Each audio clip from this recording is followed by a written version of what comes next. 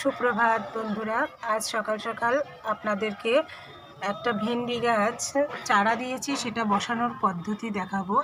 এইটা একটা মানে ঢপ খালি ছিল, একটা শীতের ফুল ছিল। এবার এটাকে আমি দেখেন কিভাবে বসাই। এই যে প্রথমে দেখছেন এখানে কল্লাম কুচি দিয়ে নিয়েছি, এই যে ফুটোটা, তারপরে একটু বড় একটা কিছু দিয়ে দিলাম, এই যে সবজির খোসা।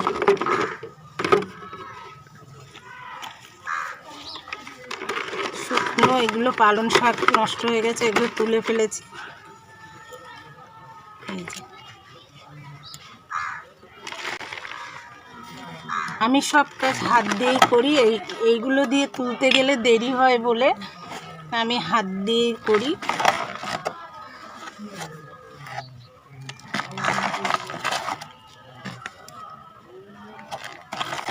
এবার চলুন আমি গাছটা নিয়ে আসি, বসানো দেখাই।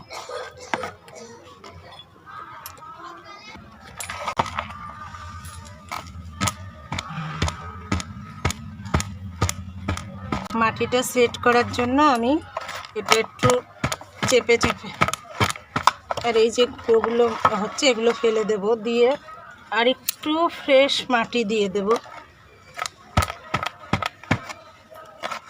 এই মাটিটা কিন্তু আমি নতুন করে তৈরি করিনি, সেই যে শীতের বসানো ছিল। এবার চলুন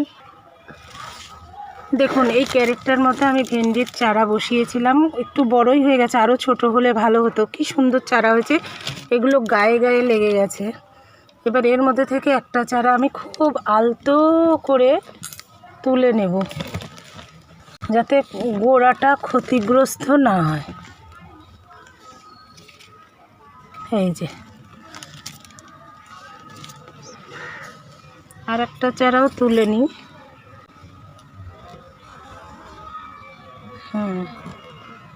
ওই চারার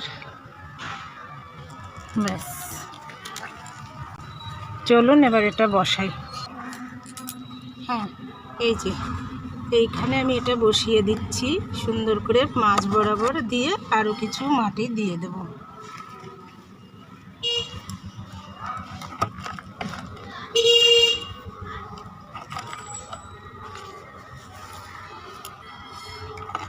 খাবার আমি আর কিছুদিন পরে দেব, কিন্তু আগে দেখব এইটা পচে, যে নিচে যে সবজির খোসা টোসা দিচ্ছি ওটা পচে জৈব সার তৈরি হয়ে যাবে।